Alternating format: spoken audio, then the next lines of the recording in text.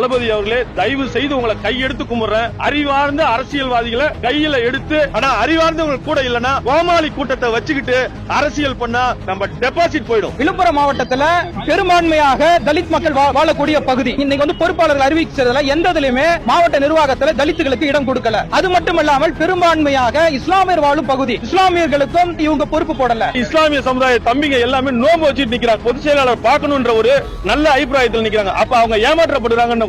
இந்த கட்சி எப்படி முன்னுக்கு வரும், எப்படி டெவலப் ஆகும்? இன்னொன்னு, இவங்க யார பார்த்தாலும் மாற்று கட்சியிலிருந்து வந்தவங்க அப்படின்னு இதே ஒரு குறையை முன் வச்சு எங்களை புறக்கணிக்கிறாங்க. நீங்க மாற்று கட்சியிலிருந்து வந்ததால உங்களை புறக்கணிக்கிறேன்னு நினைக்கிறீங்களா சார்? மாற்று கட்சியிலிருந்து வந்ததால தளபதியே சொல்லிருக்காரு அவங்களுக்கு உரிய இடம் கொடுக்கணும்னு. நான் 2006 to 11 டிஎம்கேல கவுன்சிலரா இருந்தேன். 2006 to 11 நான் கவுன்சிலரா போக்குள்ளேயே கில்லி சுவர்ணான்ற பேரோட உள்ள போனேன். தளபதி பேரோட தமிழ்நாட்டிலே போன கவுன்சிலர் நான் தான். தளபதி கட்சி ஆரம்பிச்ச